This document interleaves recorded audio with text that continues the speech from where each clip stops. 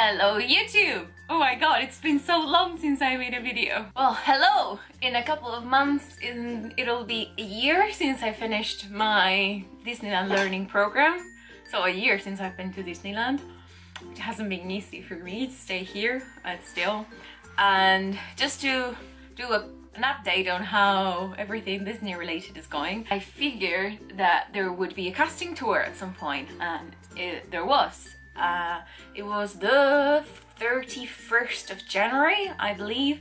I signed up for it around November, I think, on their page, on their careers website that I will put down the link to it.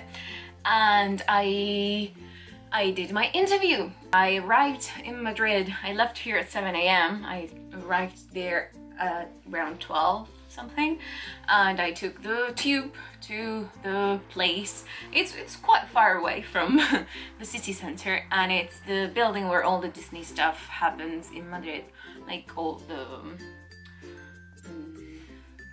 publishing and all the media and all the people that were all people just working there with their IDs and their name tags, same as in the park. And for the interview I decided to go formal, so although I had been 3 hours in a train, I did dress with black trousers and black shoes and a blazer and a shirt. And it didn't really matter that much. I got there, usually there was a room and a lot of chairs. We had a presentation in French. Where 3 women giving the presentation. One was French, the other was Portuguese, and the other was in the background just changing slides. There were lots of slides about Disney and the careers we were interviewing for that day, how everything works, and I don't know, it's kind of similar to what you got when you have the first day, when you get there, all that presentation in Disney University. They show you like all the perks and things like that, and nothing new. It was nothing new for me. And then they said we were going to go in groups of 10, one at a time, because we were around 60 or 70 people, and the rest, the people that were left in the big room, they were going to do a sort of game with dice and like trivia about Disney, and then they would get a prize. And the groups that were going to do the interview, they were going to be the groups that were going to do the cool game as well. Everything in French, of course. And the thing is, me and the people around me that started hanging out and talking just during the short presentation, we decided to go first. And then I got called with another girl to one of the interviews, who was a French lady. She wasn't very nice. Let's say things like I've always said, all the truth, all the honesty that I probably shouldn't have, but still. That lady interviewed me first. The other girl that was with me, she was from the city next to mine, from Sevilla, and she had already she's been like me, part of the Disneyland learning program 4 years ago, I think, and her French was a lot better than mine. And the problem with my French was that I hadn't spoken any French in nine months. None at all. And yes, I've been reading in French, and I've been listening to French, and I've been studying French, but I haven't spoken anything. So when she started to talk to me directly, like, why do you want to work here, and they don't have any information on you, so I just gave her my CV and a copy of my national ID, and she didn't even read the CV. She just asked about why I wanted Disney and all that. So that's when I had to say I've worked there before, it's not my first time, and then I described what I did. All of this in very, very bad French, because I did not remember how to speak at all.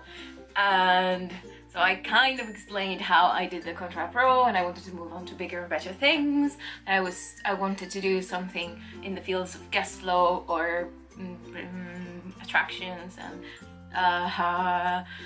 I don't know, there was a bit of a, cause she was straight to the point. She had already done many interviews along the day because we were the second shift, and that showed. And it was short. I got into, I'm not gonna say a fight, but we did get into a bit of a ruffle because she asked about my language level, and I said that I had a B1, B2, that all that I knew and learned from the program. And then when she asked about the English, I finished my Cambridge proficiency examination in July.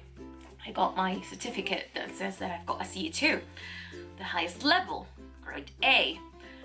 And I'm quite proud of that because it was hard to achieve and to get that. And then when she asked about my level of English, I said, it's a C2. And she was like, no.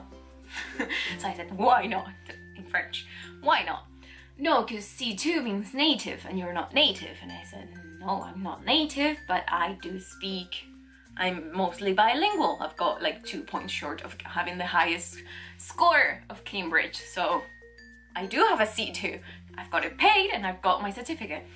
No, but you can't because you're not native. You were born there, so you're not bilingual, so you don't have a C2.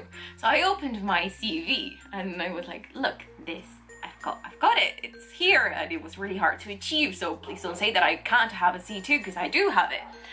And so we got in a bit of ruffle there, and she did because usually you do the interview half in French, half in English, or at least a bit of it in English. She never said anything about English no more. Never discussed it with me again. We moved on to why I wanted to do something else in the restoration, if I was willing to do boutiques. And after the whole shebang, the whole interview, I was quite tired. I was a bit mad because I had gone a long way on a very expensive train just to do that interview. And at the moment, I felt like all that I had to offer and say, I never got to say because my interview was done in 10 minutes. We never spoke any English, and by the end of it, she kind of implied that I wouldn't get the job that I wanted to get. I'm still not sure why. So I was pretty mad. So I just went back to Malaga. I got a train at 6 and came back and just went to Madrid in like one day trip, which was crazy, but still. And at the end of it, the girl that I knew in the morning shift, she got a Disneyland learning program in boutiques, I think, or in attractions or something, a good one. And the girl next to me didn't get anything. I don't understand why. And I got put into the talent pool because I hate this word, availability. I put it for summer, and the summer contracts aren't set until April.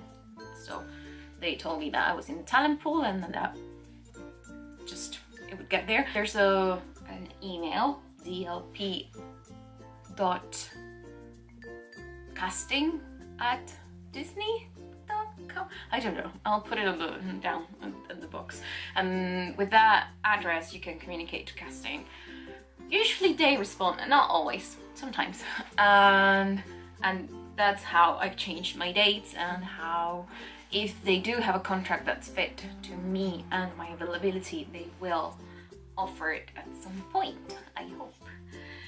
But yeah, I'm not really dealing that well with the lack of Disneyland in my life. It's been so long since I went to the park or saw the parade or anything. And it doesn't help because all my friends have gone back at some point to do the 2-week contract. It's just me that's too stubborn to go back to restoration.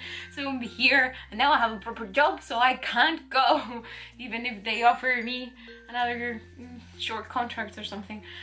So it's been hard, but at least now I can make videos again because my computer has a new editing program and I didn't have before. That's why I didn't make any videos in a couple of months. In the last a lot of months. And that's it. I see you in the next one, and thank you for listening to me, and goodbye.